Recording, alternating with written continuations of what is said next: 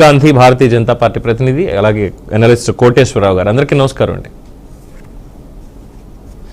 ప్రేమ్ గాంధీ గారు 2014 ఎన్నికల్లో ఇచ్చినటువంటి హామీని మొత్తానికి ఈరోజు నెరవేర్చుకున్నారు. చర్చోపచర్చలు ఎన్నైనా ఏం చేసినా కానీ మరి ఇది అసాధ్యమా సుసాధ్యమా ఎన్నికలు నిర్వహించడం అనేది మీ అభిప్రాయం? అంటే పార్టీ పరంగా హామీ ఇచ్చారు, ప్రభుత్వ పరంగా ఈరోజు కేబినెట్లో ఓకే అనిపించుకున్నారు. రేపు సభల్లో పెద్ద యుద్ధమే జరగబోతోంది వీటి మీద.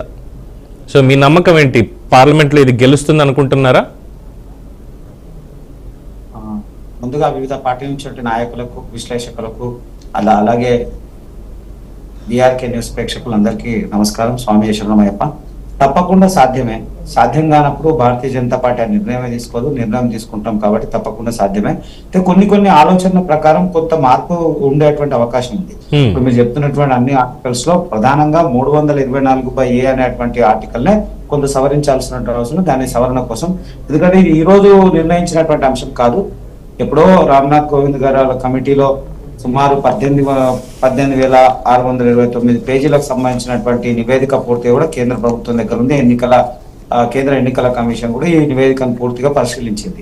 ఒక అంశాన్ని క్లియర్ గా చెప్పగలుగుతుంది. భారతదేశంలో ఉన్నటువంటి అవసరం అంటే జమిలీ ఎన్నికలని ఇప్పుడు ఉన్నటువంటి తరం వాళ్ళకు లేదా ఇప్పుడున్నటువంటి రాజకీయాల్లో ఉన్నటువంటి వ్యక్తులకు కానీ గతంలో ఇప్పుడు కోటేశ్వర గారు చెప్తారు, గతంలో ఎప్పుడో కూడా జరిగినాయి.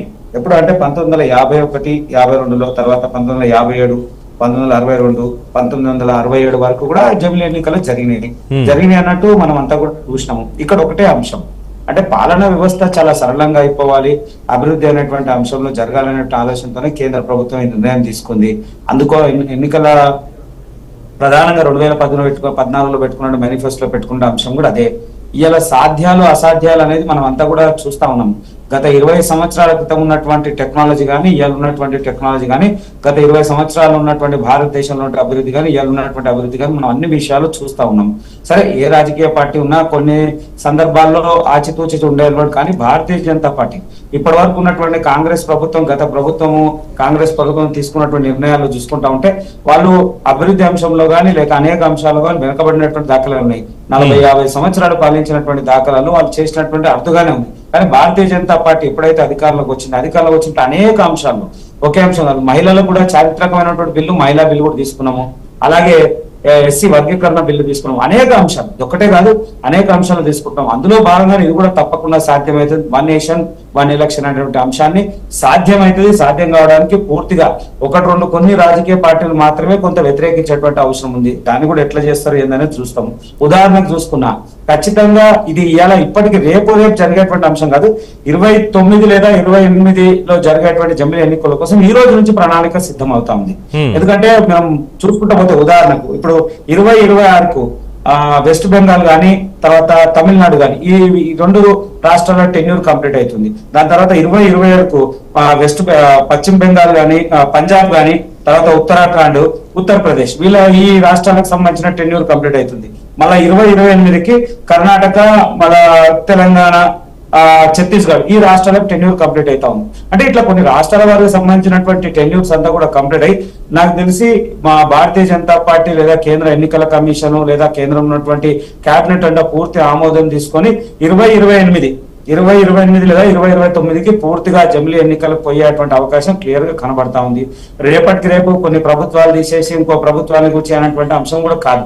అయితే ఇలా చాలా మంది ఆలోచన ఏముంది అంటే ఇలా చేస్తాం, మళ్ళీ రేపు భవిష్యత్తు ఎట్లా, మళ్ళా స్థానికంగా ఉన్నటువంటి అసెంబ్లీలో మళ్ళా అంటే ఈ బిల్లులో సవరణలు ఉన్నాయి. ఈ సవరణలు ఏదైతే రామ్నాథ్ కోవింద్ కమిటీ ఇచ్చినటువంటి నివేదికలో కొన్ని సవరణలు, ఆ సవరణల ప్రకారం బిల్లులో సవరణలు చేసిన తర్వాతనే నిర్ణయం తీసుకోవడానికి సిద్ధంగా అయింది.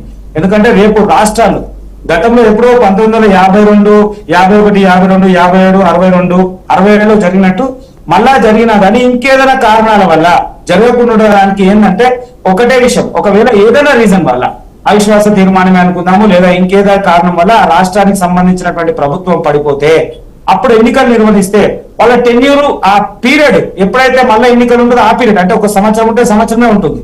3 సంవత్సరాలు అంటే 3 సంవత్సరాలు. ఉదాహరణకు ఇప్పుడు తెలంగాణలో ప్రభుత్వం పడిపోయింది అనుకోండి, 1 సంవత్సరం గడిచింది.